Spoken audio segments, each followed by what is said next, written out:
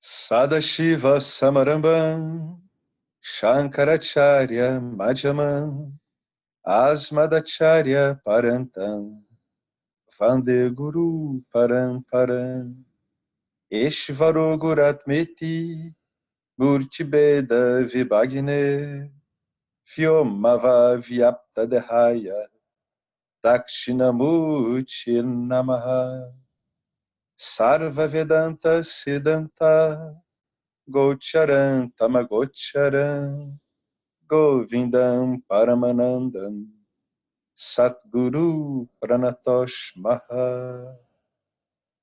Boa noite, muito bem-vindos a mais um encontro sobre o livro O Yoga das Três Energias, do James Schwartz. Bom, anteriormente a gente estava olhando... deixa eu me orientar aqui. Bom, primeiro pela página, né?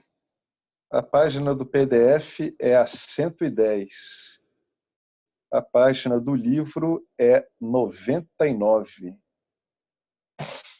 Né?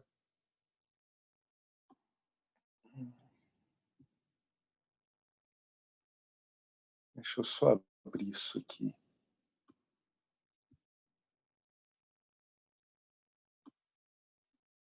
Pronto. Então, aonde estávamos? Aonde se citou isso que a gente está lendo? Isso aqui que a gente está lendo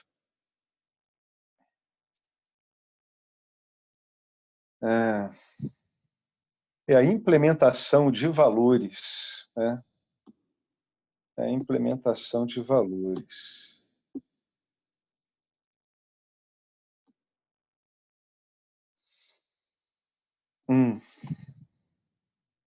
Isso aqui que a gente está lendo faz parte de uma lista de valores satíficos necessários para implementar as qualificações que ele listou mais acima. Então, o primeiro item dessa lista que a gente viu foi a determinação, disciplina, autossugestão. O segundo item foi a precaução. Terceiro, a contenção, introspecção. Né? Quer dizer, o terceiro e o quarto. E agora o quinto, a oração. Isso pode até causar surpresa, né? Às vezes a gente comenta num livro sobre Vedanta você ter oração. Oração é um recurso absolutamente formidável, não tem compatibilidade nenhuma com o caminho do conhecimento do Gnana, muito pelo contrário. É a expressão de que a coisa está sendo bem entendida, né? Uma oração bem feita, ela significa realmente que a coisa toda está sendo muito bem entendida. Então vamos começar aqui. Aqui estão as regras de oração de Swami Paramarthananda, que é um Swami atuante aí nessa Sampradaya aí da qual a gente faz parte, reconhecido pelo seu grande brilho na exposição dos assuntos, né, relacionados ao Vedanta. Bom, abre aspas. Ninguém falha em se beneficiar da graça de Deus. Olha que texto interessante. De fato, a vida que tanto valorizamos é graça de Deus, mas isso não nos isenta da responsabilidade de trabalhar em nós mesmos. Nem devemos acreditar arrogantemente que podemos realizar tudo sozinhos. O orgulho vem antes de uma queda. Devemos apreciar nosso papel e o papel de Ishvara, assumindo a responsabilidade e buscando a graça de Ishvara através da oração. Saiba o que pedir. O seu pedido deve refletir o conhecimento vedântico. É importante entender que, embora Ishvara, o Criador, seja onipotente, ele não vai suspender as leis fundamentais da existência para satisfazer desejos frívolos. Onipotência não é a capacidade de se fazer qualquer coisa. É a capacidade de se fazer tudo o que é possível em um determinado contexto. Portanto, a onipotência é circunstancial. Portanto, não reze para fugir da mudança, particularmente da morte. Pode ter escapado a sua atenção, mas a mudança não é negociável. Aí aqui vem, né, a prévia. Ore pelo que for possível. Enquanto vivermos, temos que ser física e mentalmente ativos. Portanto, pedir para sermos liberados da responsabilidade de agir é inútil. Negligência é pecado. Se você tem crianças, deve cuidar delas. Escapismo é pecado. Se você sair da sociedade para se tornar um monge errante, você nunca terá um momento de sossego. Mas você pode orar pela liberação de problemas subjetivos. Olha, de novo, mas você pode orar pela liberação de problemas subjetivos. Por exemplo, o tédio, que é o flagelo da nossa época. Aqui está uma boa oração. Abre aspas. Ó Senhor, deixe-me agir a cada momento com uma mente alegre. Dê-me a inspiração para fazer o que eu preciso fazer. Uma oração curta e perfeita. Eu queria até comentar uma história que eu vi aqui do Swami Chimayananda sobre isso que está escrito um pouquinho aqui acima nesse parágrafo. Se você tem crianças, deve cuidar delas.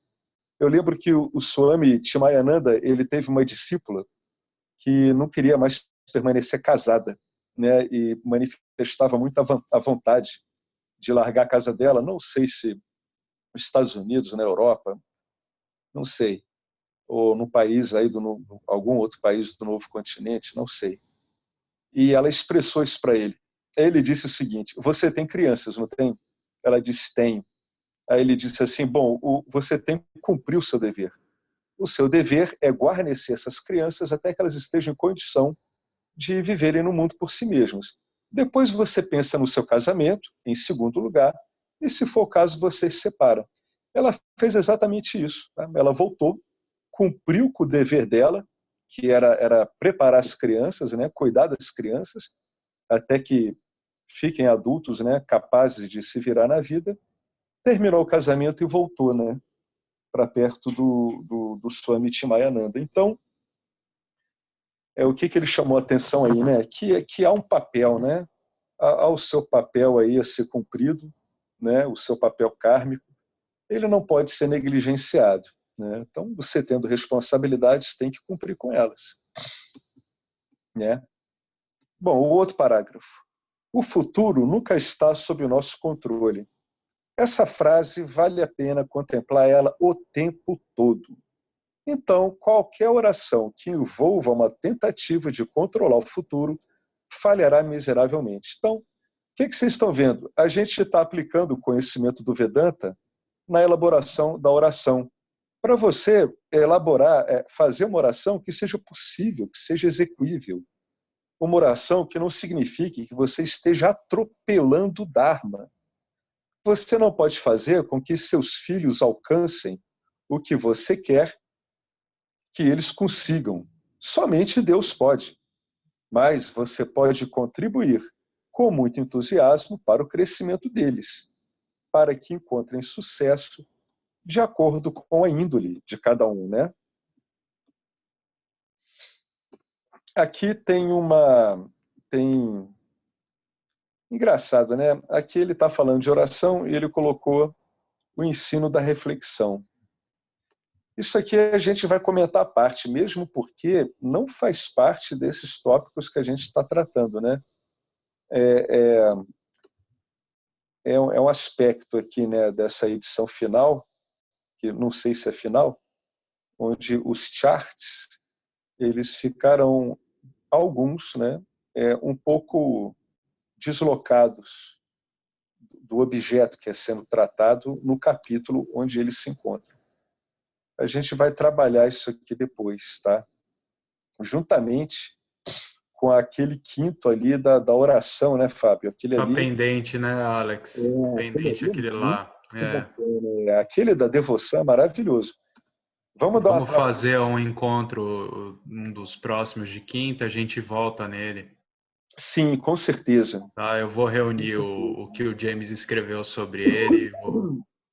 Eu acho que eu não cheguei a fazer isso, né? Eu achei que eu tinha feito, mas não foi para o grupo. Eu acho que eu não concluí isso daí. Então, tá pendente. Fechou teu áudio. Aquela parte ali também é ótima, porque ela acaba enquadrando o passe na yoga. Sim. Tem várias etapas das quais muitos de nós, inclusive eu, a gente não está ciente. E é uma abordagem em direção à nossa meta muitíssimo interessante, né? É, Então, aí a gente pode trocar as ideias, né?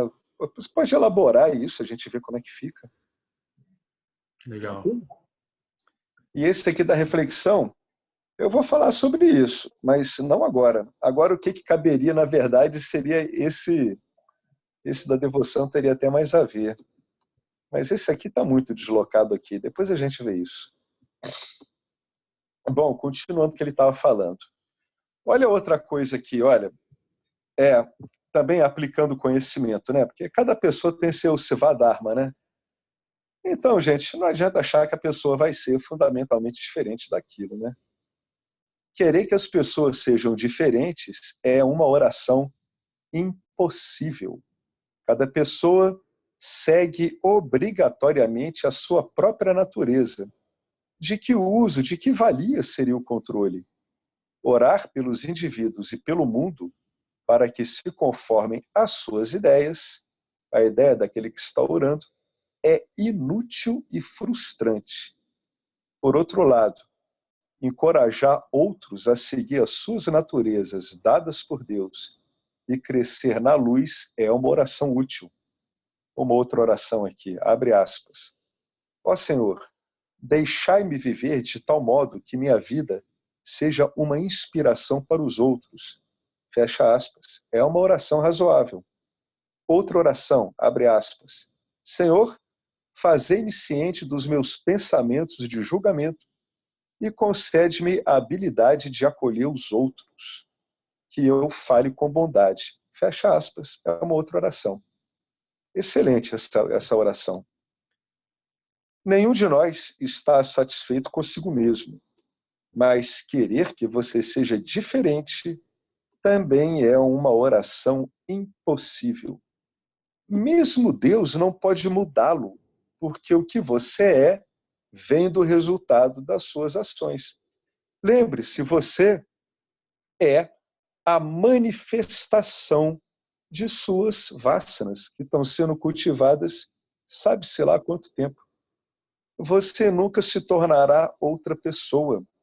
É inútil julgar a si mesmo e se recusar a aceitar o que você é em todos os momentos. É inútil julgar a si mesmo. Se é inútil julgar a si mesmo, é inútil julgar os outros também. O bacana do Vedanta é que a gente vai compreendendo por que as coisas se mostram desse jeito nas escrituras, não só no Vedanta, como também na Bíblia. A Bíblia fala, Jesus diz que é um absurdo julgar os outros. Na verdade, é inútil. Você entende a inutilidade de vários hábitos adármicos, né? Eles são verdadeiramente inúteis. Inúteis. Nós só podemos crescer de acordo com a ideia de Deus. Portanto, a oração deveria ser outra oração.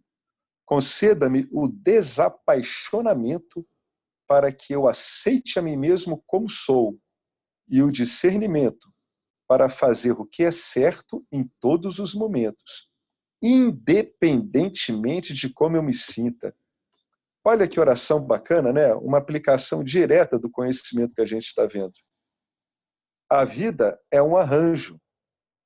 Nunca podemos obter total satisfação e segurança através de qualquer arranjo. Orar por uma situação ideal é um sonho ingênuo. Mesmo os arranjos ideais se transformam em transtornos no devido tempo. Outra oração. Ó Senhor, deixe-me encontrar segurança e satisfação em mim mesmo, quaisquer que sejam as circunstâncias. Essa oração, então, é espetacular, né? Porque ela está baseada na sua realidade mais profunda. É natural reclamar, portanto, não se culpe por reclamar. É normal. Até as reclamações de Ishvara são justificadas. Ele criou o mundo, criou todos os seres e nos deu um conjunto de regras chamado Dharma, que espera-se sigamos. E o que fazemos? Nós violamos todas as regras do livro. Mas reclamar é um sentimento ruim, que não nos traz nada além de mais sentimentos ruins. Portanto, saiba que quando você está reclamando, você também não está acrescentando nada. Orar pelas coisas certas no espírito correto é edificante. Você se sente bem consigo mesmo quando ora. É o melhor veículo para o crescimento. Ele é o melhor veículo para o crescimento por vários motivos, e um deles é porque orar de um modo adequado estabelece uma relação verdadeira entre você e Ishvara, entre você e o campo dármico. É um diálogo que você estabelece, um diálogo baseado em premissas reais. Olha que bacana. Alguém gostaria de acrescentar alguma coisa em cima de um desses comentários do Swami Paramartananda? E realmente é um tópico Eu, muito bonito esse. eu queria comentar algo, Alex, que você passou um pouquinho antes sobre o julgamento, né? Então, quando o James coloca aí dessa inutilidade de julgar a si mesmo e se recusar a aceitar o que você é em todos os momentos, isso diz muito respeito a todo tipo de autoavaliação que nos limita, né? E eu queria também falar assim, para a gente tentar desmistificar um pouco essa coisa do julgamento, que o Vedanta dá uma desmistificada nisso, porque a ideia assim de não julgar a qualquer custo, né, que é uma coisa que vai mais para um dogma, assim, não é muito do Vedanta. O julgamento ele é uma qualidade da mente, né? O intelecto é isso, ele discrimina, ele julga, avalia, né? É claro que a gente não está falando aqui do aí, assim, um outro aspecto que a gente precisa compreender é aquilo da moderação da fala, né? Mas o nosso julgamento ele está ocorrendo o tempo todo, né? Então, assim, externalizar de uma maneira que seja ofensiva aos outros, ficar apontando erros, enfim, qualquer forma de não moderar na fala, né? Aí sim é um problema, né? Mas o julgamento ele ocorre o tempo todo, né? A gente avalia sim, né? A gente tem que ser bem franco com isso. Avalia sim as pessoas, né? A gente olha as condutas e avalia, qualifica. Eu lembro que umas 2 aulas atrás, até acho que foi quando tratou da raiva, o James falando que era lícito, né, a raiva no sentido de quando ela tiver um comportamento que seja adármico, né? Então, porque a gente tem que combater justamente para equilibrar. Então, não é uma coisa assim, então é uma forma de julgamento, a pessoa está agindo adármicamente. Então, é lícito, às vezes, você se exaltar um pouco até para conter isso. Não deixa de ser uma forma de julgamento, né? Imagino eu. Sob esse ponto de vista faz sentido mesmo. Aquela coisa inicial que o Fábio botou, né? Os julgamentos que não nos limitem e nem deixem os outros limitados no nosso julgamento também. Sim. Porque a gente sabe que essa avaliação ela é sempre circunstancial, né? Sim, sim. Então a gente não pode, através do julgamento, impingir a nós e a outras pessoas aquilo que o Fábio colocou, que seriam limitações, né? Qualquer avaliação dessa depende das circunstâncias. Se olhar o julgamento sob esse ponto de vista, sim, faz sentido. Você diz, bom, isso é ruim, isso é bom, isso é dármico, isso é dármico. Mas nunca deixar que isso cole no objeto julgado como se fosse realmente um selo, né? Uma coisa que fica carregando, aquela pessoa fica carregando aquilo, né? Sempre tem que ter essa visão da circunstancialidade do julgamento.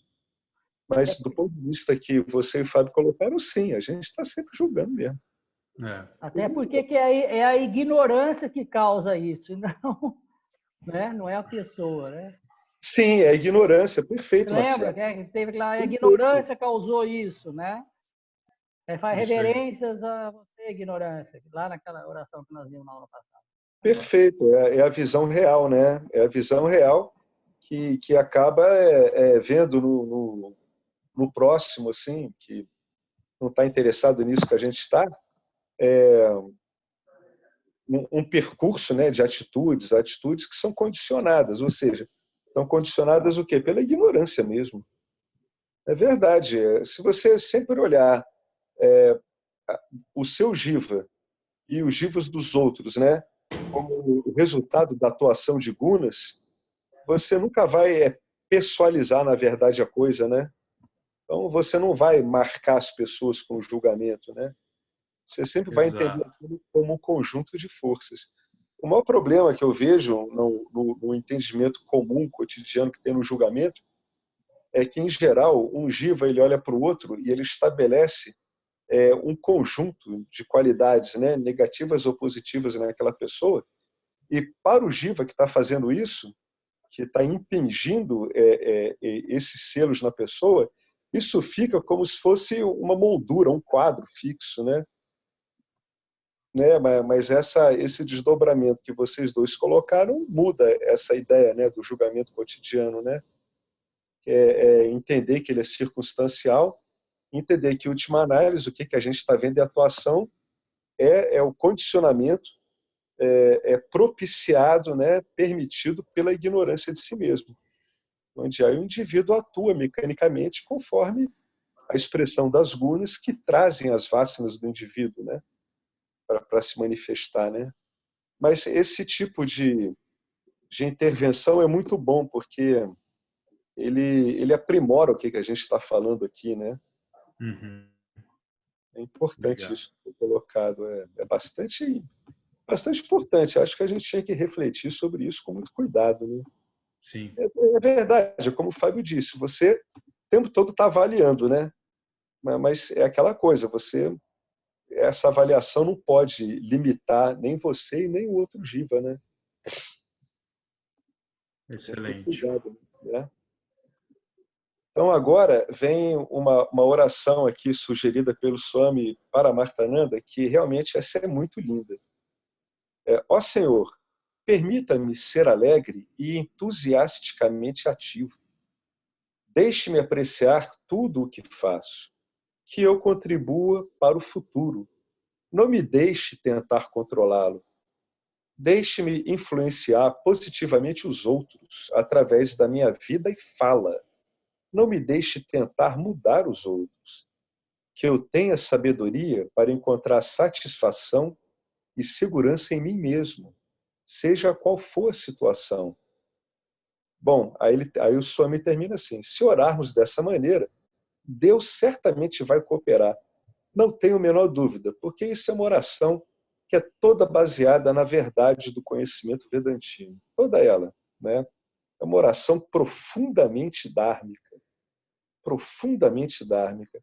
Se você conversa com o Dharma, conforme o Dharma, é claro que o Dharma responde, né? É evidente isso.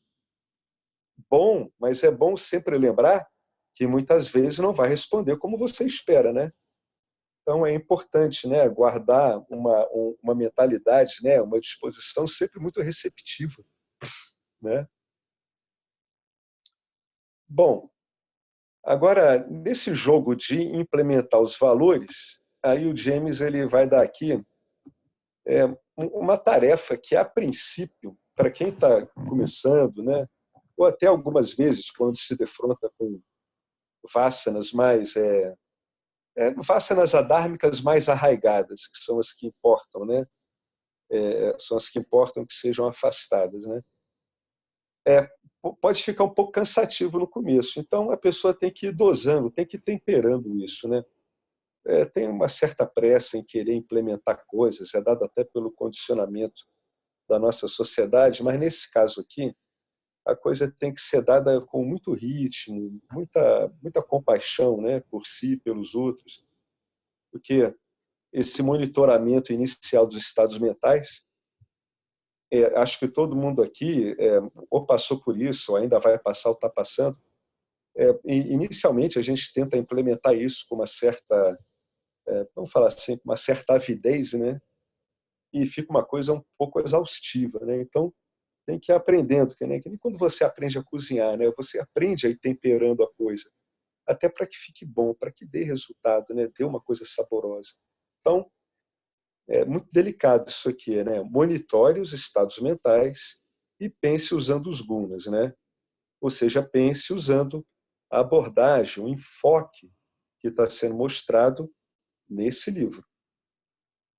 Gunas são valores globais. Aqui ele está enxergando os gunas como veiculadores de valores, né? Lembra lá, né, que a gente descreveu, que aqui nesse livro, aliás, foi descrito de modo bastante exaustivo, os valores, vamos botar valores entre aspas, né, dármicos e adármicos relacionados a cada guna. Então, aqui ele está usando os gunas para olhar para valores, sejam eles dármicos ou adármicos. Vamos falar assim para simplificar. Pensamentos e sentimentos são valores locais. Você não precisa perder muito tempo analisando o significado de pensamentos e sentimentos específicos. Se puder identificar o guna com o qual um pensamento ou sentimento está associado. Isso que ele está dando uma ferramenta muito útil. Tá?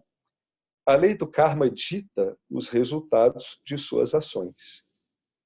Se agir a partir de Rajoguna produz resultados previsivelmente indesejados em uma situação particular, uma situação peculiar, mude para Sattva-guna na próxima vez que a situação ocorrer. Por exemplo, você tem subordinados, né? Você está no trabalho, tem subordinados. Você encontra problemas sempre que se relaciona com um subordinado particularmente competente e valioso. Por quê? Por que você tem problemas? Porque em você emerge um senso de insegurança tamásico que invoca rajas e faz com que você afirme sua predominância quando vocês interagem. Invoque sattva, relacionando-se como se amigo fosse na próxima vez que vocês se encontrarem. E veja se a convivência não fica mais confortável. Né? Bom, tinha uma coisa aqui que eu queria comentar. Aqui. Essa frase aqui de cima, você não precisa perder muito tempo analisando o significado de pensamentos e sentimentos específicos. Bom, algumas coisas podem ocorrer quando você se aprofunda demais nesse significado, né? Bom, você inevitavelmente vai colorir esse significado de acordo com a circunstância que você está vivendo nesse presente momento. E pode ser que você distorça, né, um pensamento ou um sentimento adármico que ocorra recorrentemente. Né? Então, tem que ter um certo cuidado ao ficar se aprofundando demais em pensamentos e sentimentos específicos, porque você pode acabar se perdendo nas projeções com as quais você está reeditando o modo de olhar esses pensamentos e sentimentos, que provavelmente você já tem contato com eles há algum tempo. Então, é por isso que o James, ele como todo todo o pessoal, né, dessa linhagem, conhecimento indiano, tudo, eles têm uma certa reserva nesse tipo de exaustão, né, de você ficar detido em cima desses objetos sutis, procurando significados em cima deles, que esses significados vão ser outros objetos sutis. O risco aqui é o indivíduo se perder um pouco e ele não ter ferramentas para conseguir alterar o modo de lidar com essa circunstância, né? Que não seja através desses pensamentos e sentimentos específicos e recorrentes. Então ele dá um macete aqui. Se você puder identificar o guna com o qual esse pensamento ou sentimento está associado, você simplesmente vai observar a aplicação do outro guna, de sattva guna, né? Uma outra situação, você está se achando preguiçoso demais para tomar iniciativa, para resolver suas coisas, etc. Isso quer dizer que você está muito tamásico, né, para cumprir com as suas responsabilidades. O que vale aqui? Vale aqui invocar Rajoguna.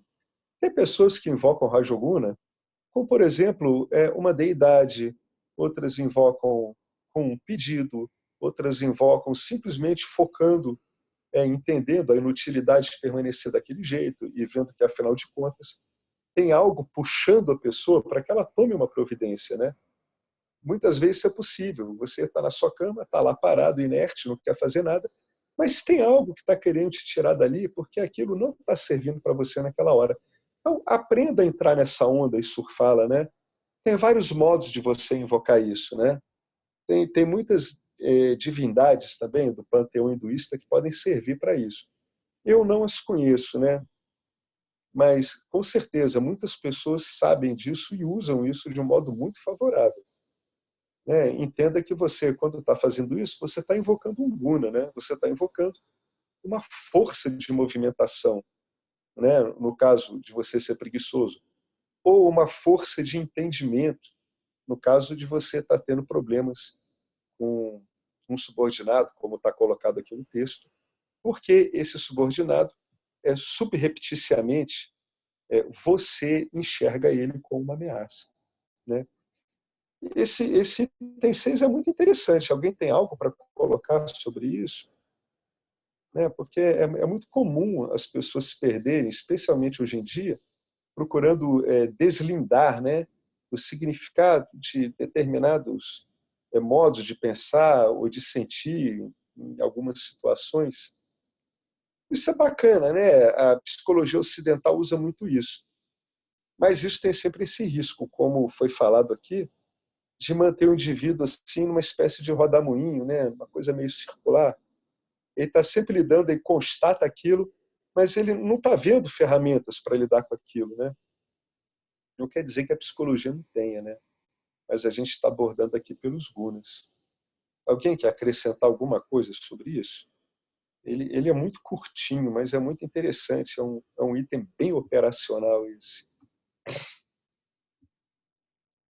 Bom, então eu vou continuar aqui. Se alguém tiver alguma coisa, pode me chamar. Eu ia falar rapidamente, Alex. Esse invocar, né, também, ele é muito eficaz tomando a ação que às vezes não é a ação em si, né? Tipo, você tem alguma coisa pendente a resolver, mas você está muito com a mente muito embotada, está estagnado. A gente precisa se colocar, então, de repente, num outro fluxo de movimento que é possível, que é mais fácil para você entrar nesse canal energético, vamos dizer assim, né? Nesse fluxo de Rajoguna. Então, às vezes a gente não consegue fazer algo simplesmente porque você está embotado, porque está um monte de energia estagnada mesmo. Vai dar uma caminhada aceleradamente. Você invoca a Rajoguna. Aí você senta para fazer o que tem que ser feito, se for alguma coisa que você precisa pensar, escrever, sei lá. Se for alguma atividade física que você está com preguiça de fazer, isso também vai ajudar, né? porque vai colocar as tuas energias em movimento gradativamente para você fazer aquilo que você estava com dificuldade de encarar e tal. Então, para sair de uma condição tamásica para rajásica. Se você está como no exemplo ali, para lidar com o subordinado, uma mente rajásica, você tem que, né, dar um tempo, tira o pé do acelerador.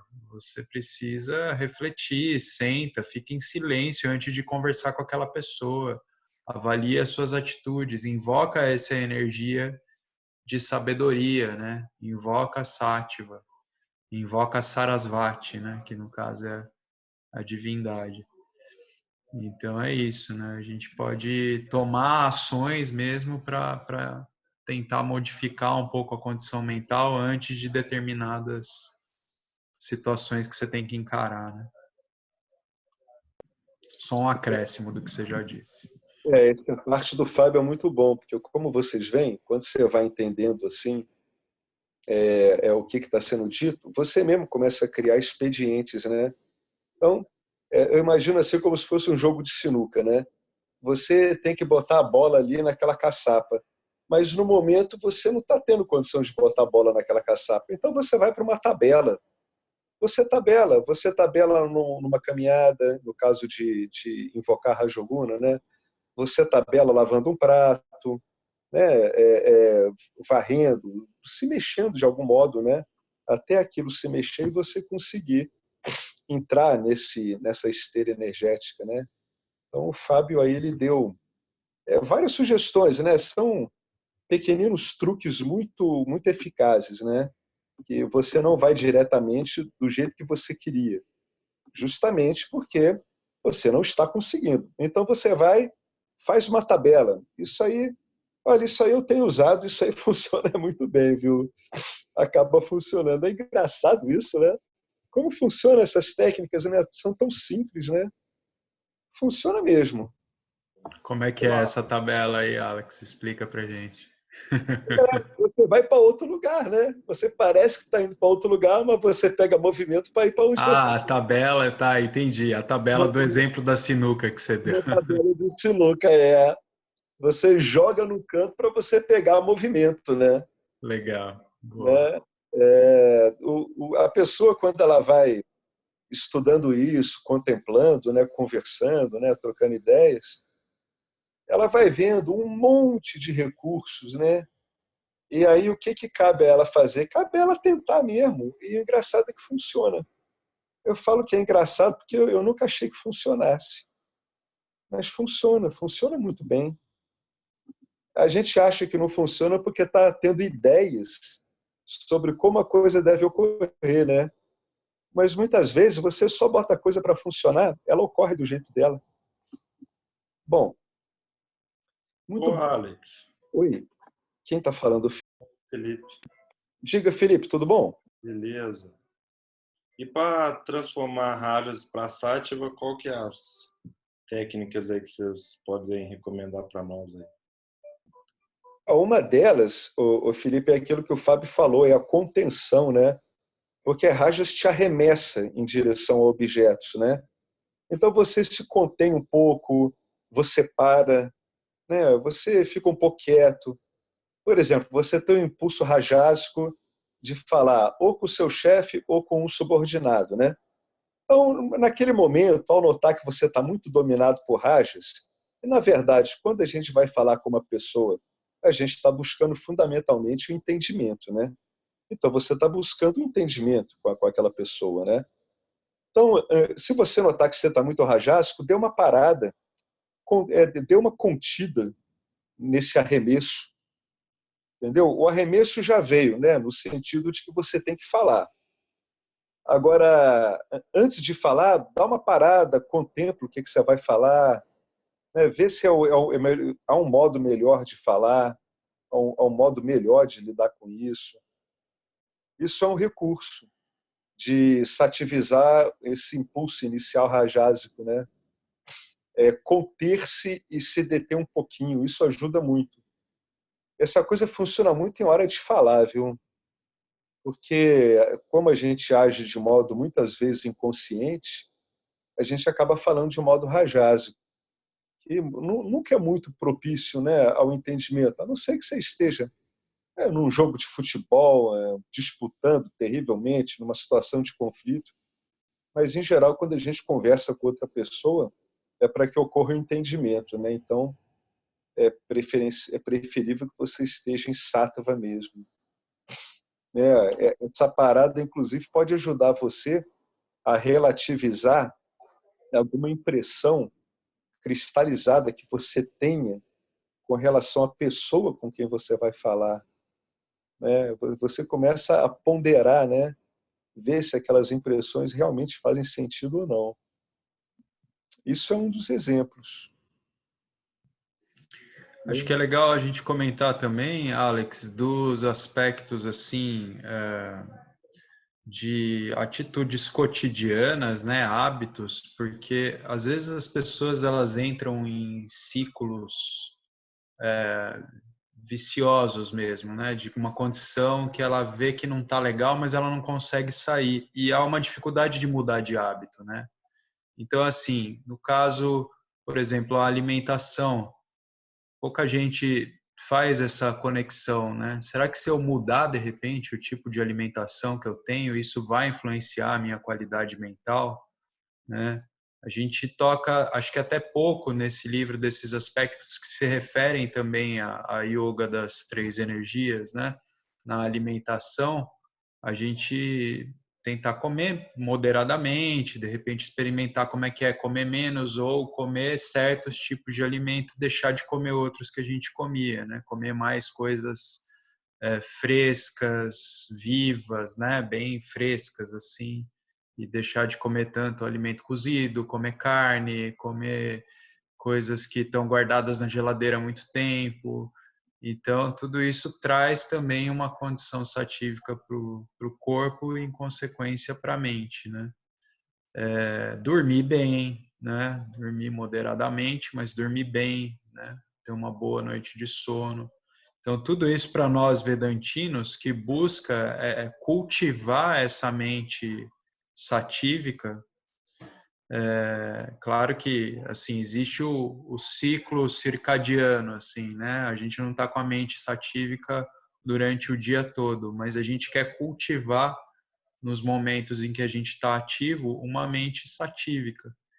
Então esses hábitos, essas mudanças de hábitos são importantes, né? A movimentação do corpo também.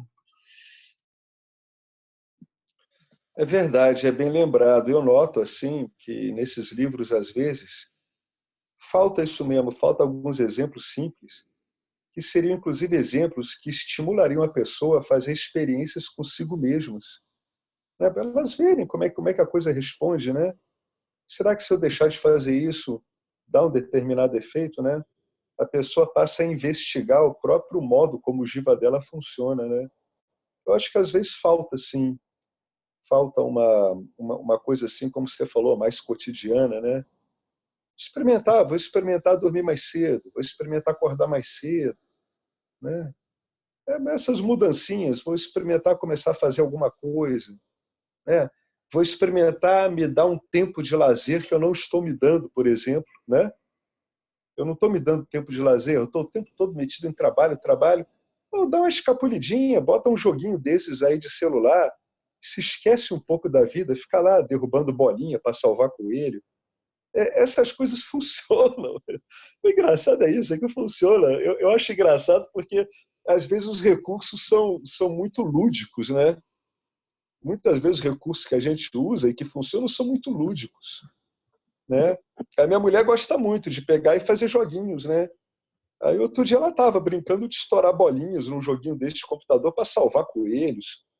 Ali a pessoa se abstraiu, né? Está completamente fora, assim. Se fala inglês, né? A pessoa está spaced out, né? É interessante saber isso, né? A pessoa tem que ter um certo balanceamento de lazer, né? Sociabilidade, introspecção, atividade, né? Com jiva, levar o bichinho para passear, né? Para fazer uma atividade. Isso é muito bem lembrado. A gente poderia, inclusive, conversar mais sobre isso, né, Fábio? Até Podemos. Até fazer uma coisa pequenininha, com várias sugestões, né? Para estimular as pessoas a brincarem, a experimentarem com elas, né? Esse monte de recursozinhos, né? Legal. Mexer com as plantas um pouquinho. Isso é maravilhoso. Pô, Faz bem. fazer essas coisinhas todas, né? Que são pequenos hábitos, né? Que modificam os outros hábitos que estão arraigados, né? Na verdade, tiram a atenção, né, dos hábitos que estão arraigados e liberam a atenção para outros. Isso seria interessante a gente dar uma olhada assim, fazer uma coisa bem aplicável, né? Boa ideia. Legal. Bom, aqui, falando em recurso, o James está falando aqui em aplicar a energia oposta no item 7. Bom, ele começa aqui com o pensamento, né? Sim, o pensamento em si é bem enraizado, mas os pensamentos individuais não são. Podem contar com isso. É verdade, um ego sozinho, ele é muito vulnerável, tá? O ego coletivo é um trator avassalador, mas o individual, ele é muito vulnerável. É interessante que na investigação, no estudo, né, de si mesmo, a pessoa saiba explorar isso, né, essa fragilidade de um modo proveitoso. Por isso, é altamente possível criar deliberadamente pensamentos e padrões de pensamentos saudáveis. Isso funciona muito, eu tenho usado muito isso nos últimos anos, e funciona mesmo. No começo é esquisito, parece que não é você, e não é mesmo o seu condicionamento, que a gente acaba se tomando pelo nosso condicionamento, mas funciona muito, né? Você cria deliberadamente pensamentos e padrões de pensamentos saudáveis. Você não precisa descobrir os pensamentos de que precisa. Você não precisa descobrir os pensamentos dos quais você precisa indo a fundo e procurando por eles. Você não precisa disso. Por quê? Porque você encontra isso no Vedanta. O Vedanta é um dicionário completo de pensamentos e padrões de pensamentos saudáveis.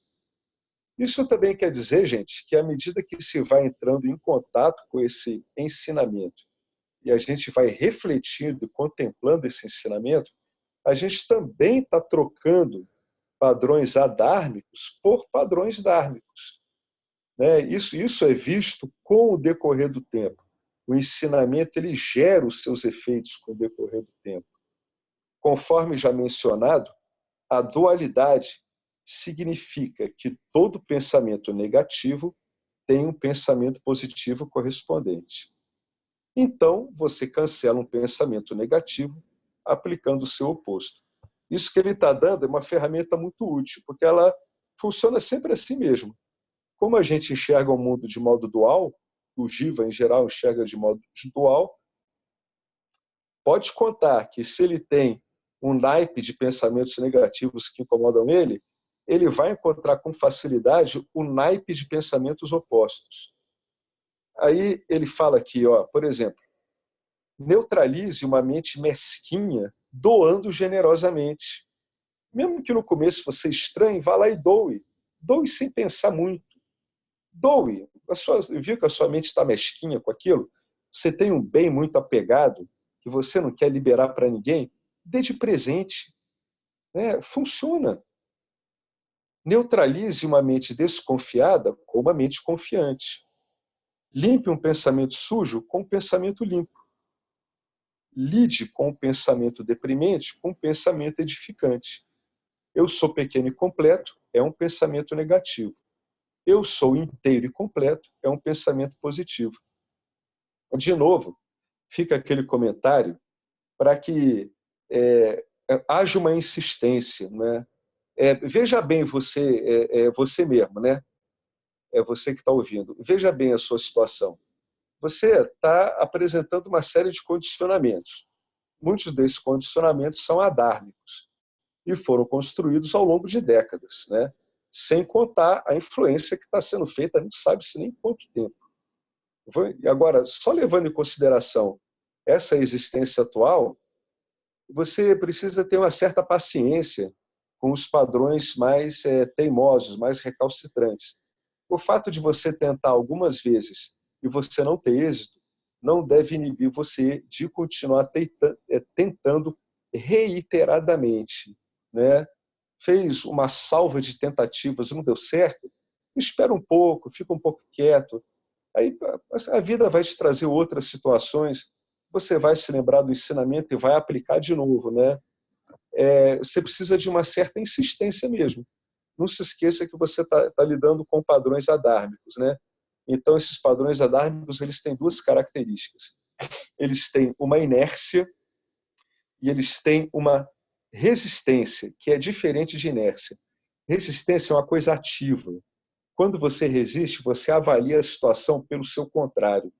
Inércia é quando você está simplesmente com poderes tamásicos muito fortes que ocultam o objeto sob questão, né? E a resistência já é uma coisa ativa, contrária, é rajásico, né? Então, se lembra sempre que você está sempre lidando com esse sistema bipolar de atuação que te para. E para te parar, muitas vezes tem que negar ativamente, né? Então, tem que ter uma certa paciência consigo mesmo. É lúdico, é lúcido e é realista esperar e contar com várias reviravoltas, várias decepções no uso dessas técnicas, né? Mas também é útil, é proveitoso e verdadeiro saber que, com o tempo, isso funciona. Pode demorar a funcionar, pode funcionar mais rápido, dependendo do caso. Mas que funciona, funciona. Mas precisa de uma certa insistência. Em resumo, não fique desanimado se inicialmente não funcionar, né? Tem que ter uma certa insistência com isso. Alguém quer acrescentar algo sobre esse recurso aqui de aplicar a energia oposta? Isso aqui é pura e simplesmente o início disso é malhação mesmo. Você simplesmente vai aplicar porque ouviu o ensinamento, só isso. O resultado vai aparecendo. De novo, eu insisto que precisa de insistência, né? Bom, aí vem aqui aquela coisa, né, que é muito importante, que é a sanga, né? Associe-se com grandes almas, né? E para o Buda isso era muito importante, né? O próprio Buda dizia, né? Um dos aspectos relevantes ali do caminho era a sanga, né? Muitos textos do Vedanta dizem categoricamente que a associação com grandes almas é a causa raiz da libertação.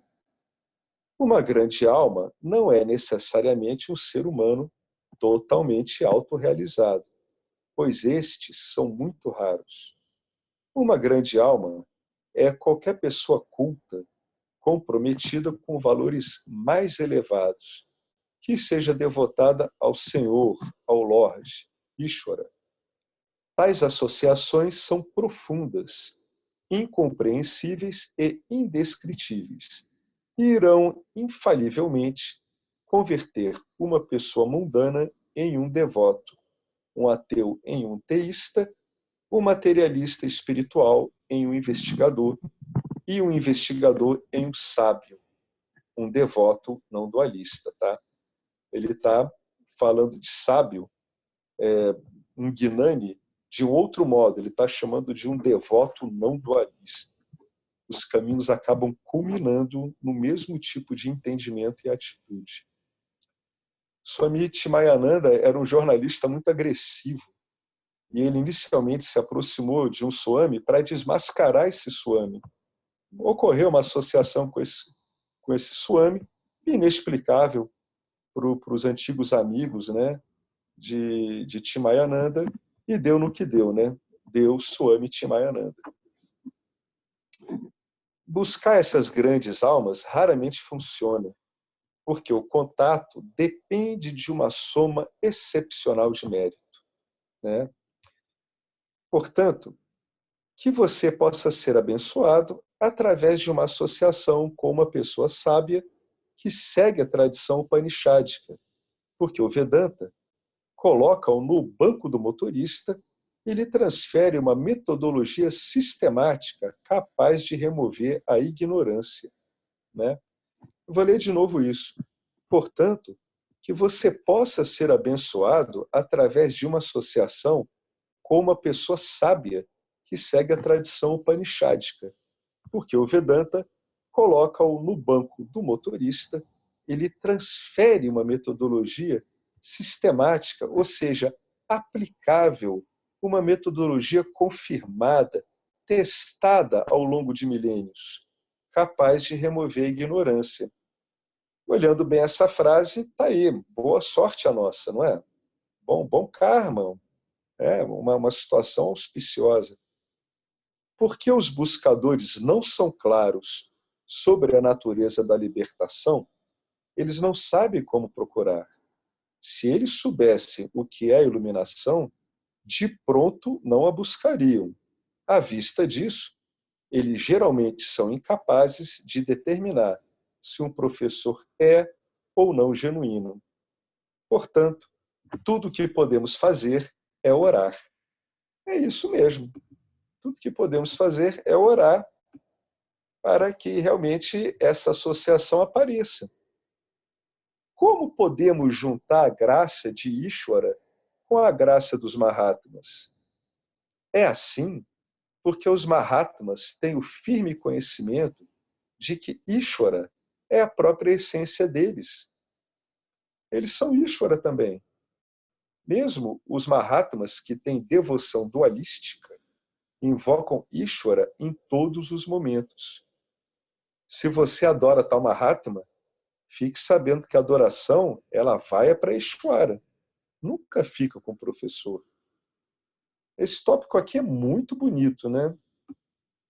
Queria saber se alguém tem algo a acrescentar sobre isso, e eu acredito que tenha. Porque ele fala coisas aqui que são muito delicadas e verdadeiras, né? Porque os buscadores não são claros sobre a natureza da libertação. Sabe por que não são claros? Porque, naturalmente, quando o buscador ouve falar da libertação e até experimenta uma onda satífica, um bhava, o que acontece? Ele vai interpretar isso de acordo com o condicionamento dele. Por quê? Porque ele ainda não avaliou, ele não submeteu o condicionamento dele ao discernimento, ao crivo de uma sistematização capaz de colocar em xeque esse condicionamento e removê-lo. Então, muitas vezes, os buscadores não têm clareza sobre a natureza da libertação porque estão olhando a libertação conforme o condicionamento deles, né? Então, à vista disso, não sabem como procurar. Isso é uma das coisas que é muito recorrente e a gente, quando vai ficando nesse ambiente tudo, a gente vê que isso ocorre assim mesmo, né? Alguém gostaria de falar alguma coisa sobre esse assunto da associação com as grandes? Isso aí acrescentar daquela colocação final, né? Que se você adora tal Mahatma, a adoração vai para Ishvara. É isso mesmo, é perfeito, né? Porque a figura do professor, ela precisa ser vista desse modo que não é pessoalizada, mas que ali está manifesto como um ser, indivíduo, entidade que é tal como Dakshinamurti, é um representante válido desse ensino e que está falando fluidamente através dele, né? Então, é essa adoração que é muito válida mesmo e preciosa. É uma colocação muito boa, porque lembra a gente que o professor ele precisa ser visto como o próprio Dharma, né? Porque, na verdade, a praticidade do professor frente ao aluno é isso, né? Ele é a personificação do Dharma. Então, por isso que um professor, muitas vezes, ele é necessário como se ele fosse um espelho, né? Para você mesmo, né? Porque, inicialmente, pode parecer muito abstrato, esse tipo de entendimento, né? Porque a gente está lidando com algo que não pode ser objetivável, né? Então vem o professor, né? Que é um reflexo bem apurado de Ishvara, né? Já bem trabalhado, de modo a tornar essas coisas mais acessíveis, né? E mais explicadas, mais capazes de serem assimiladas, né? E nesse caso, o verdadeiro professor ele sabe disso, ele sabe que não há individualidade nenhuma, não há mérito pessoal naquilo, né? Ele sabe o papel dele, né? Por isso que eles dizem, né, que a adoração vai direto para Ishvara, não fica parado no professor, né? Bom, agora ele vai falar sobre meditação. Vamos ver como é que ele insere isso, né? Nesse contexto aí de implementando os valores. Bom, meditação. Dual e não dual. Reparem uma coisa, né? Que aqui a gente está lidando com palavras, então as palavras elas acabam naturalmente expressando o enfoque dual, né? Palavra é dual, né? Linguagem é algo dual. Então, eu avalio um termo em relação ao outro. Aonde eu vejo dual, eu consigo ter uma referência para a não dualidade e vice-versa. Vamos ler o texto que isso vai ficar mais claro. Ó, a visão popular da meditação é aquela que toma a meditação por uma técnica que livra a mente de rajas e tamas e invoca a experiência de sattva, a paz. Não requer Vedanta. Até agora, apresentamos a meditação como o conhecimento dos gunas. A meditação com o conhecimento dos gunas é superior à meditação terapêutica, porque o conhecimento transforma a estrutura básica da mente, enquanto a meditação pela experiência deixa a estrutura intocada e apenas, momentaneamente, acalma a superfície, produzindo experiências agradáveis. Eu vou ler de novo esse parágrafo, tá? De novo, olha, é o que a gente lida no dia a dia, inclusive em conversas cotidianas. Ó. A visão popular da meditação é uma visão terapêutica, é uma visão que procura invocar um sentimento, uma experiência de paz, de quietude, né? Ou seja, a visão popular da meditação é aquela que entende a meditação não como compreensão e contemplação de ensinamentos, não. Ela entende a meditação como uma técnica que alivia a pessoa dos seus rajas e tamas e invoca uma experiência satívica, pacífica, beatífica.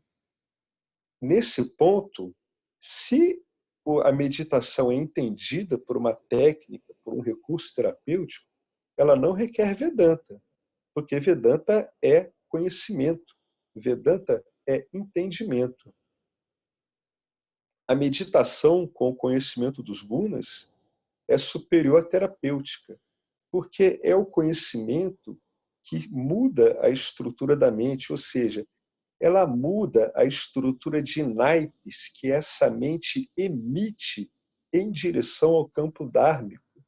Enquanto a meditação por experiência, ela não mexe na estrutura, ela dá um alívio na pessoa. Ela alivia a pessoa daquele fogo cerrado, né, de rajas e tamas, que muitas vezes pegam a gente no dia a dia. Meditação, como técnica, ela não é para autoconhecimento.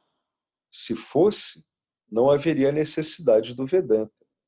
O autoconhecimento ele é comunicado por um professor vivo, competente, revelando um meio comprovado para o autoconhecimento, no nosso caso, o Vedanta. E é um processo em 3 etapas: ouvir o ensinamento, raciocinar sobre ele e assimilar esse ensinamento no seu dia a dia. A experiência não vai mudar a identidade do Jiva para a consciência, exceto, talvez, temporariamente. Por exemplo, uma epifania pode mudar essa identidade. Os meditadores consideram o Jiva como o ser pleno e querem lhe dar uma experiência pessoal. A prática do autoconhecimento, que pode ser feita num estado meditativo ou não, é necessária para mudar completamente o significado da palavra eu. Ou seja, o eu vai parar de significar o Jiva e vai passar a significar a consciência pura, ilimitada. A meditação no Vedanta, ela é para assimilar o autoconhecimento. A graça de Deus ou a graça de um guru são necessárias para a meditação, mas serão ambas inúteis, a menos que você confira graça a si mesmo com os seus próprios esforços. Ou seja, a menos que você se disponibilize a investigar, né? Sendo isso a coisa mais importante que você faz nesse campo. Os 3 centros do seu corpo sutil devem funcionar em conjunto, a favor de uma única ideia: liberação.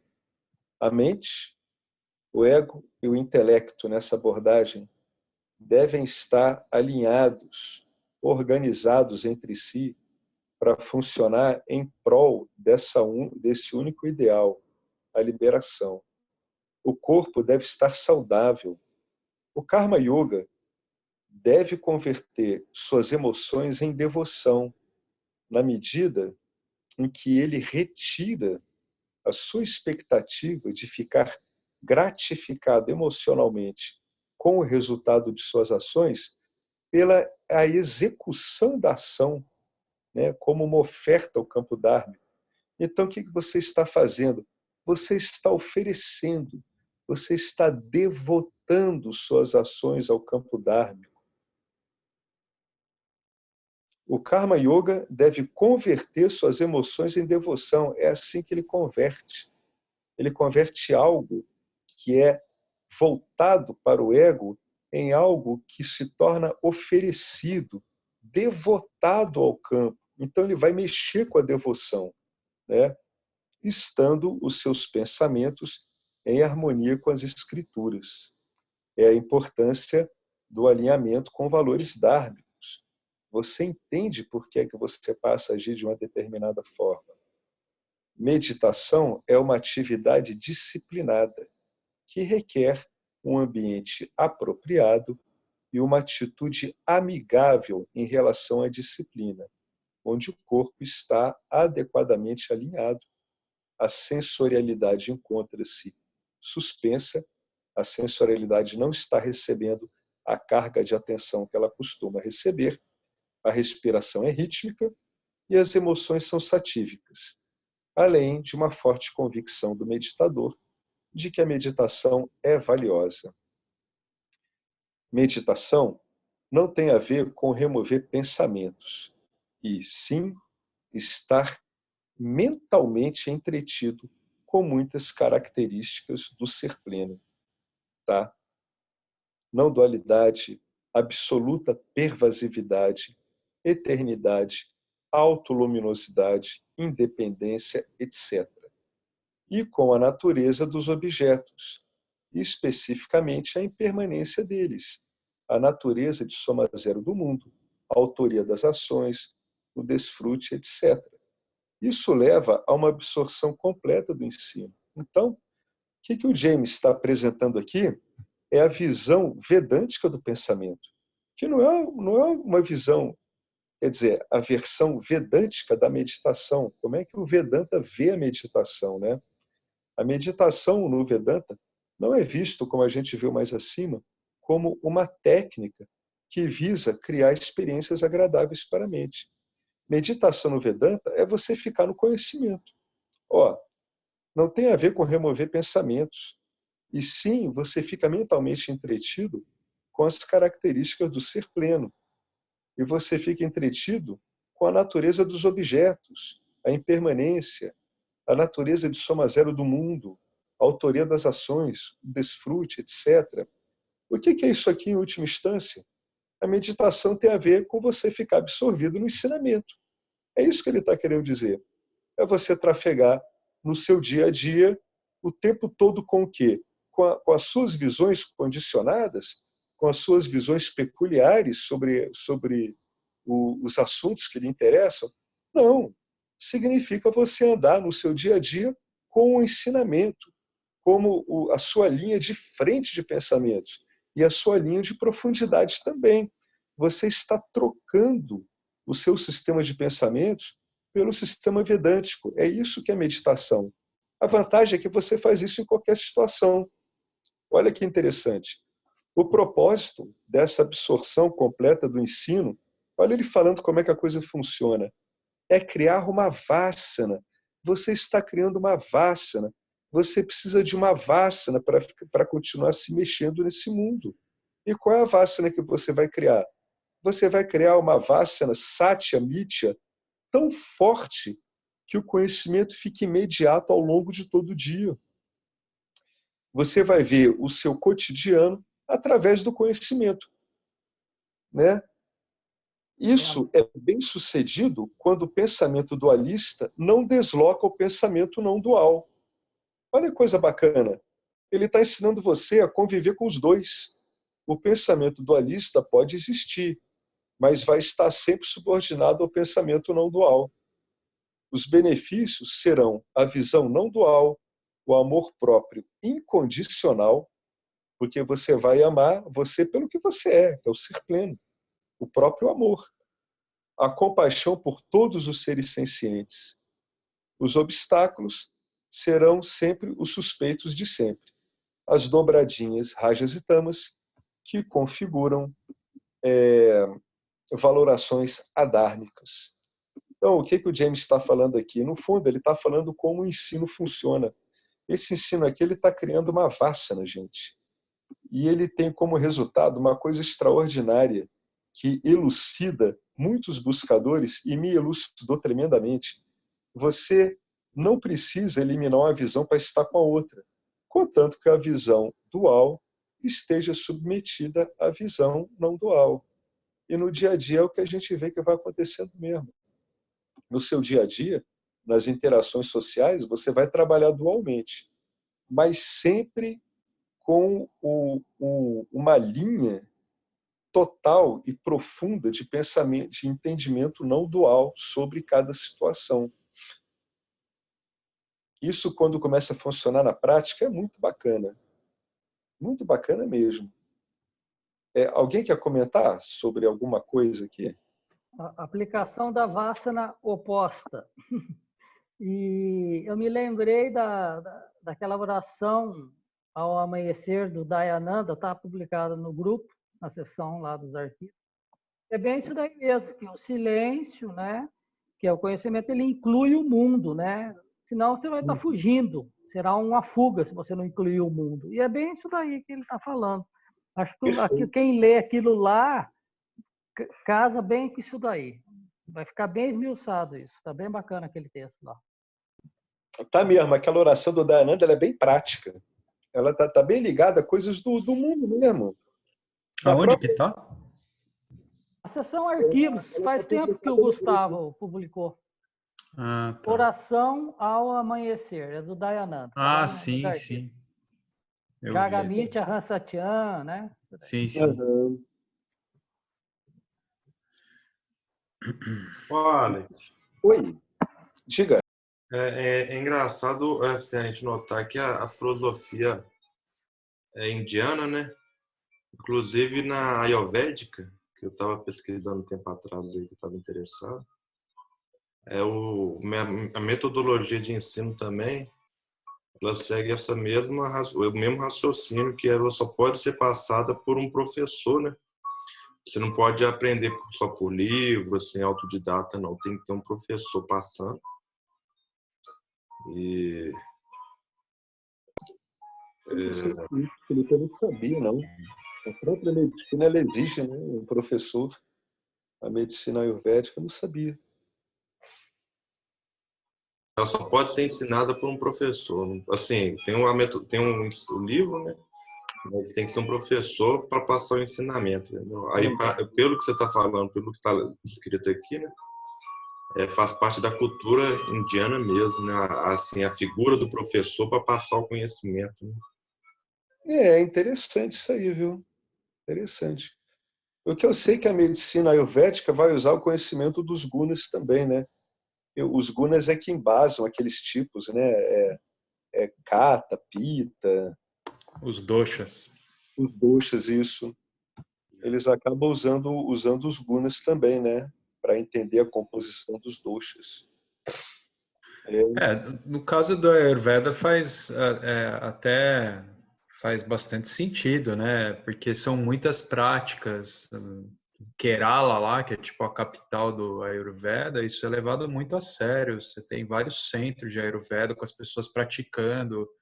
Então são verdadeiras universidades de medicina mesmo, né? Precisa ter prática, precisa ter pessoas ensinando.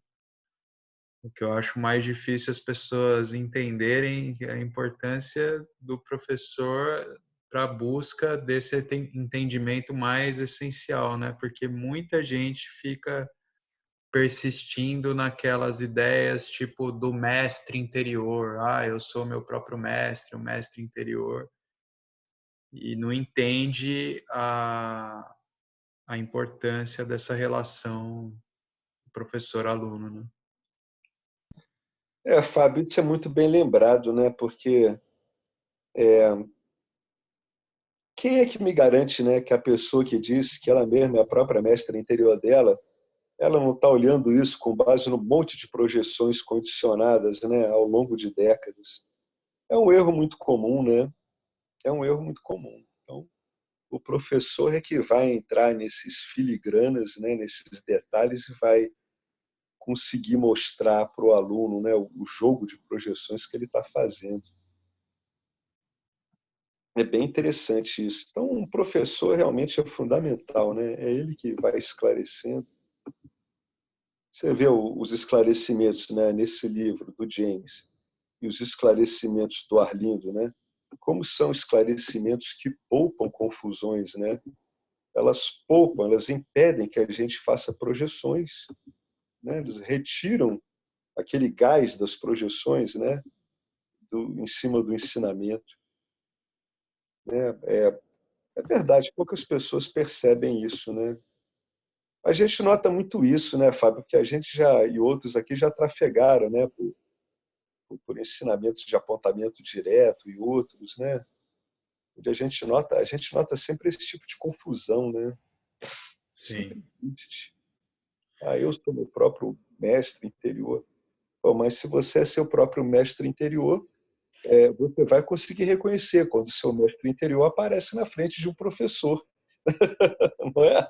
Se o cara realmente ele está ouvindo o mestre interior dele, aparecer o professor na frente dele, ele vai ver que é o mestre interior dele aparecendo em forma lá, né?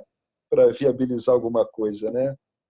Mas tem uma teimosia tão grande nisso que a pessoa não consegue ver mesmo, uma coisa estranhíssima. Geralmente essa ideia do mestre interior é aquela hipervalorização da intuição. A pessoa vai fundo, né? Então tá bom, vai aí. Teu mestre interior é a tua intuição. É aquela coisa, rapaz, vai confiando na própria intuição até que comece a ver. É assim, a pessoa que diz que confia na própria intuição dela, assim, em geral, qual é o mecanismo que eu vejo ocorrendo aí? A pessoa, ela valoriza, através do entendimento dela, os momentos em que a intuição funcionou. E acaba varrendo para baixo do tapete as incontáveis vezes que a intuição não funcionou. Então, ela carrega esse bias, esse desvio, para o entendimento dela de que a intuição é um guia, mas ela acabou de mascarar a quantidade de erros que já foi dado pela intuição, né? Ela realçou somente os acertos, o que é um outro tipo de manobra egóica que é muito comum, né? O indivíduo vai lá, valoriza os momentos que a intuição funcionou, e as que a intuição não funcionou, o indivíduo acaba esquecendo mesmo. Ele muitas vezes tem que ser lembrado, né? Olha, daquela vez você falou que era assim, deu tudo errado. E daquela outra vez também. Isso ocorre assim mesmo, é verdade. Né? É preciso assim A verdade é que o que é preciso é discernimento. E o indivíduo, ele muitas vezes acha que, usando o naipe deles habitual, que ele chama de discernimento, ele está realmente discernindo. Uma hora ele tem que ter o discernimento de que ele não está discernindo, né? É o começo, né? É quando aí ele se torna capaz pela primeira vez de pedir auxílio, né? É aí que ele pede ajuda. Ele diz, pô, eu não estou entendendo o que está acontecendo, alguém pode me ajudar? Né? Que foi o pedido que o Arjuna fez para o Krishna, né? Uma hora ele viu, caramba, eu estou completamente confuso aqui, simplesmente eu não estou entendendo mais nada, né? Alguém me ajude. E aí acho que é legal acrescentar também, Alex, né, que para frutificar essa relação professor-aluno, nesse momento em que você reconhece a importância do professor, você desarma, né? Então a relação só vai adiante com uma relação de confiança mesmo, e de você não entrar numa relação com o professor para contrapor ideias, para vir persistir em opiniões, crenças pessoais, né? Exatamente. Shrada, É isso Shrada. mesmo. Shraddha. Quer dizer, Shirada é uma confiança. É entender realmente que o professor é a personificação do ensinamento. É o que acontece com o ensinamento quando ele fica introjetado mesmo num jiva, né? É entender isso. É confiança mesmo. O cara está lá para ouvir, entender e assimilar, né? Não é para se contrapor, né? Procurar valorizar as próprias projeções, né? Avaliar que se essas valorização das próprias projeções está presente, uma necessidade de contrapor e tal, então é melhor não entrar em embates, procura outra sanga, procura outro caminho, né? Mas a relação onde você quer, não, mas eu aprendi que é assim, eu trago a crença, mas tal guru de outra linhagem e tal falou outra coisa, aí não tem desenvolvimento espiritual nenhum nesse tipo de relação. Exatamente. Muito bem colocado. Alô? Vou colocar um parênteses aqui rapidinho. Tem um professor no Advaita, assim, muito bom, que eu fiquei seguindo por anos, e fez uma confusão gigantesca, que ele condenava o conhecimento, né?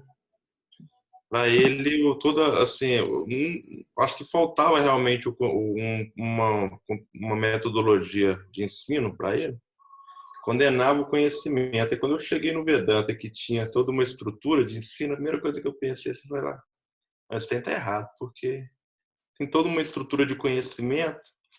Então, assim, esses meios neo-advaita fazem uma confusão na nossa cabeça, cara, que a gente fica meio perdido.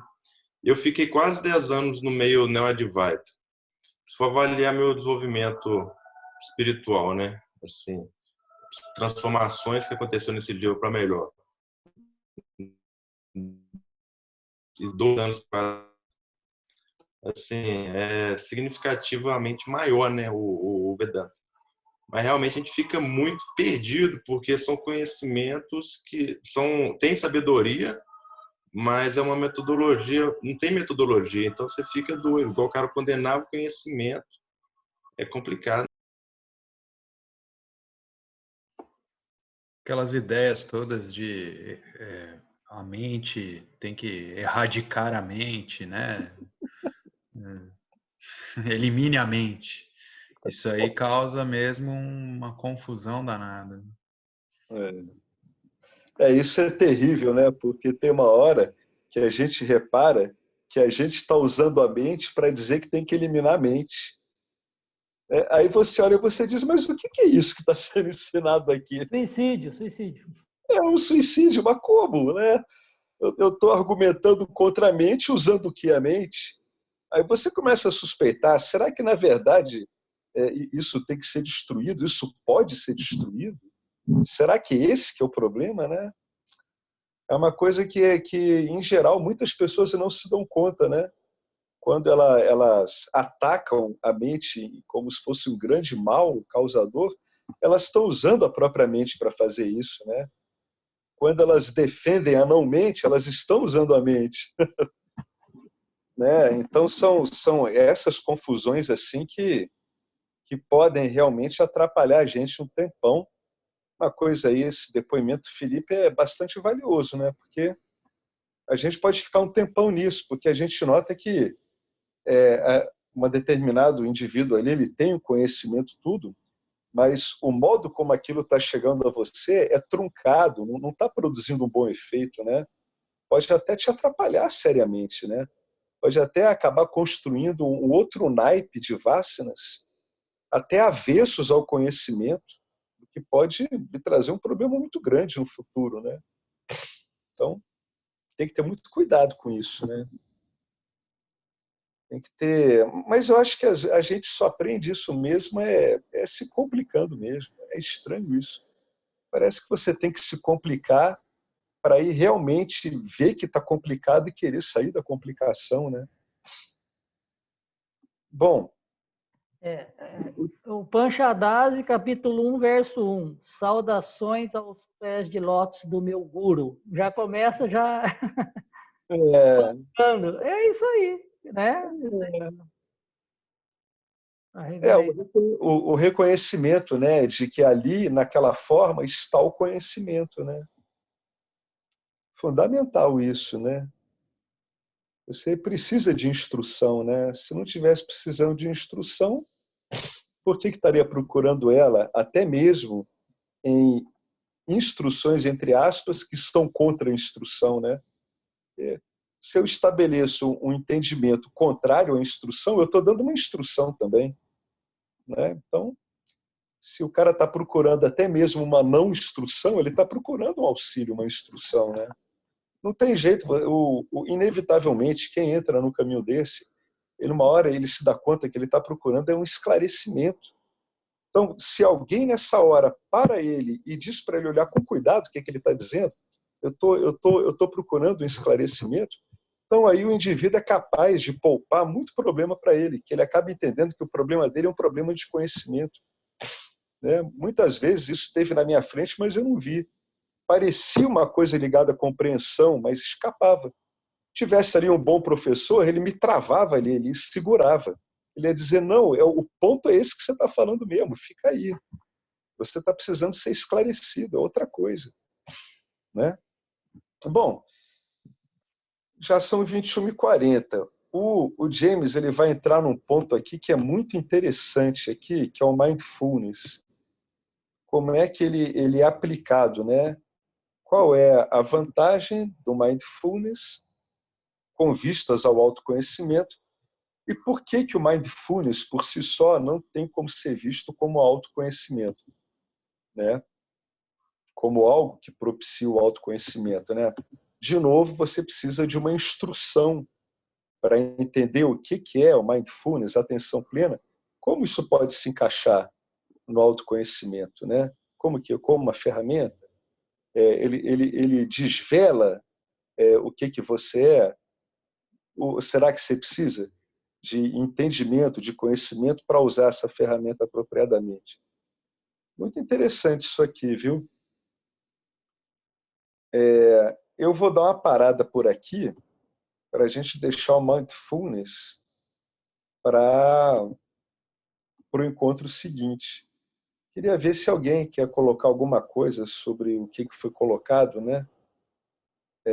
Em relação a esse último tópico. ou algum outro tópico onde a gente possa aplicar, né, o conhecimento vedântico aqui, né? Eu queria até voltar um pouquinho aqui, que nesse parágrafo aqui ele fala uma frase que eu acho que ela vale uma contemplação bastante útil, né? Nesse tópico, né, dual e não dual, no terceiro parágrafo tem uma colocação do James aqui que desmistifica muita coisa. A graça de Deus ou a graça de um guru são necessárias para a meditação, mas serão ambas inúteis, a menos que você confira graça a si mesmo com seus próprios esforços. Mesmo um cara como Ramana Maharishi, que foi visto assim, não tão adequadamente assim, um cara ligado apenas ao apontamento direto, isso não é verdade. Ramana era um gênio, ele conseguiu transformar uma experiência em conhecimento, esse é que foi o X da questão. Mesmo ele, que foi visto como um desses expoentes aí dessa visão mais imediata, né, do autoconhecimento, ele sempre disse uma coisa, ele sempre dizia que tinha trabalho a se fazer, né? E muitas vezes as pessoas não entendiam isso ou omitiam, né? O Ramana, ele diz uma coisa mais ou menos parecido com o que o James escreveu aqui. O Ramana dizia assim, ele dizia que, muito embora a devoção ao guru, né, seja uma maravilha, o guru não vai poder ver, o que ele falava? O guru não vai poder lhe dar o autoconhecimento para você, né? Você é que vai ter que ver por você mesmo, né? Isso eu li em algumas coisas que vieram dele, e eu sempre notei que em alguns locais não se tocava nisso, né? Isso é o trabalho que ele quer dizer, né?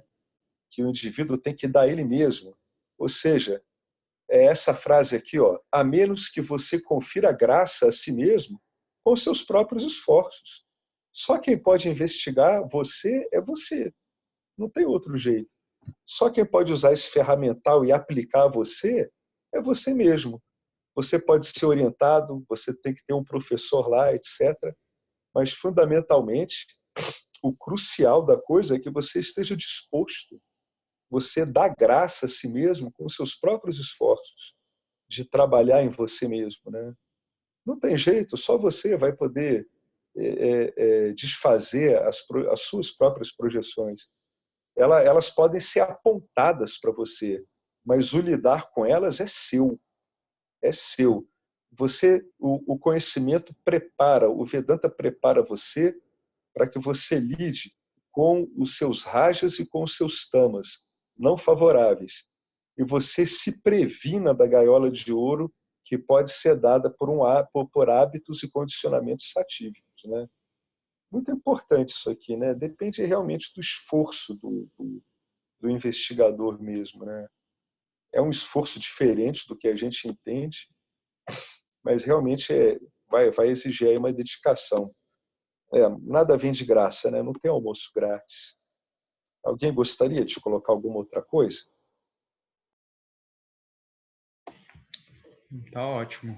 Obrigado, Alex, pelo teu tempo aí conosco. Bom, gente, obrigado então a vocês. Alguém mais aí quer... Eu me lembrei agora, né, falando disso, dos professores, né? Eu lembrei do início, né, da Sadashiva Samarambam Shankaracharya Madhyama, e tem a ver, né? Porque faz essa saudação, né, a toda a Sampradaya, toda, né, o Parampara, e que é isso aí mesmo, tem que ter essa continuidade, né, dos rishis, e foi todo mundo, e no meio, o Adi Shankaracharya, então, tá mais do que provado, né, isso daí. É verdade. É verdade. Na verdade, reconhecer um professor é como se você estivesse começando a reconhecer você mesmo, né? O professor, o esforço dele ali, ele virar um espelho para você, né? É você conseguir se ver lá, né?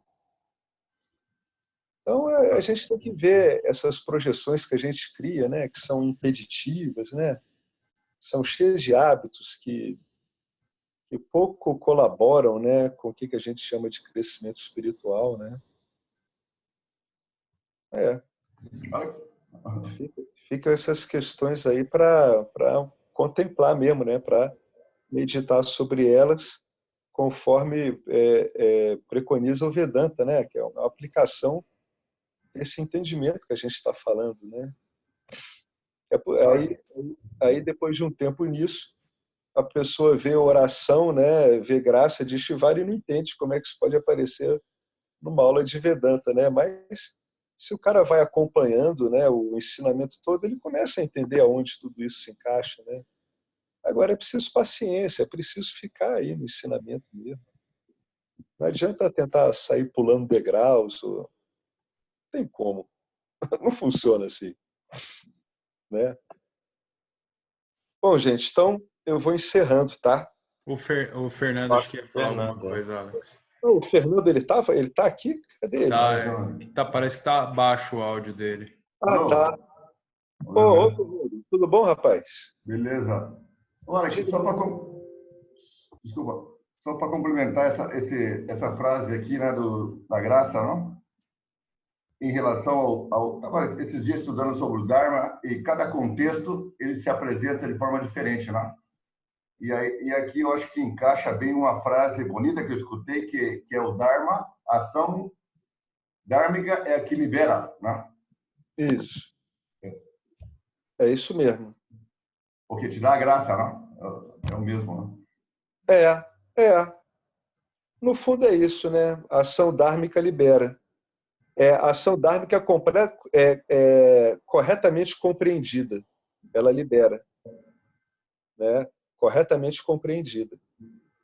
Então, o Karma Yoga, que é um manancial de ações dármicas, corretamente compreendido, ele pode liberar. Mas você vê que tudo passa por um entendimento, né? Afinal de contas, você tem que entender o que você está fazendo. É que nem aquela fábula dos camelos, né? Vai vir uma tempestade de areia, né? Então chega o tio e fala para o menininho ali na tropa de camelo: olha, tá vindo uma tempestade de areia. Aí o menininho diz assim: mas o senhor não disse que tudo é Alá, né? Eles são árabes, né? São muçulmanos. Tudo é Alá. Então o camelo é Alá, a tempestade é Alá, a corda é Alá. Aí o menino não tem muita vocação para se esforçar nem nada e vai indo embora. Aí o tio dele pega ele assim, puxa ele e diz assim: Alá, presta atenção, Alá está mandando você levar Alá para amarrar Alá, porque Alá está vindo. Então, não adianta tentar tirar o corpo fora. Cabe uma coisa a você, porque você é o único, é você que vai ter que se virar com você mesmo, né? Não adianta dizer que você não é uma modulação de Shivara que tem um papel aí a cumprir como tudo no campo dármico, né? Não adianta tentar escapulir disso, né? É por isso que Krishna diz no Bhagavad Gita que o conhecimento completo é o conhecimento do ser e do campo dármico, né? Você tem que conhecer o manifesto também para saber, afinal de contas, onde você se encaixa nele. Você está associado a um corpo e uma identidade manifesta, né? Então, você tem que se dar essa graça de entender isso e proceder de acordo, ou seja, como você falou, proceder dharmicamente, né? É isso mesmo. No fundo, a chave para tudo isso aí é o entendimento do Dharma, né? Por isso que os valores são tão importantes. É isso mesmo. Dê uma graça a você mesmo e conceda o Dharma e deixe que o Dharma entre na sua vida, né? E passe a regê-la. A partir daí tudo vai ficando bem mais fácil, né? Bem mais fácil. Ok, obrigado. Tranquilo? Essa historinha vai na linha do elefante lá, né, Marcelo? Lembrei disso também, isso. Ou tem aquela frase também lá, amarre seu cabelo, né? Não tem? Pois é. Amarre seu camelo. Tudo é Deus, né? Mas você também não está fora disso, não. Então vai lá e vai amarra o camelo. Quem vai ter que amarrar camelo agora é você. Só tem suas mãos para funcionar aí. Então vai lá, leve o Alá corda, vai lá você Alá Salim, e vai amarrar o Alá Camelo, porque o Alá Tempestade está vindo aí. A coisa é assim, né? Tem que ter cuidado para... Alá, que ela tá vindo. Alá, que Alá está vindo em todos, inclusive por você também. Então não adianta tirar o corpo fora. Não adianta esse recurso de tentar escapulir das coisas que não tem jeito, não. Quem mandou vir para a manifestação? Tá bom, gente. Valeu, pessoal. Falou, gente. Muito obrigado aí a todos vocês, as ótimas intervenções aí. Sempre tudo muito construtivo. Então, vamos lá, vamos por Namadar, né? Às vezes, assim, antes de encerrar, eu leio uma tradução livre, né, desse início, né, do Isha Upanishad, né? O que isso aqui quer dizer, né? Om. Brahman é plenitude. O universo é plenitude. Da plenitude, o universo é manifesto. Quando a plenitude é adicionada ou subtraída de Brahman, a plenitude permanece plena. Paz, paz, paz. Né? Então, Om Purnamada Purnamidam Purnamudachyate Purnatsya Purnamadaya Purnameva Vasishyate. Om Shanti, Shanti, Shanti. Gratidão a Ishvara, gratidão a essa Sampradaya, gratidão ao ensinamento, aos nossos professores, aos nossos companheiros e companheiras. Muito obrigado a todo mundo, uma ótima noite. E sábado estamos aí de novo.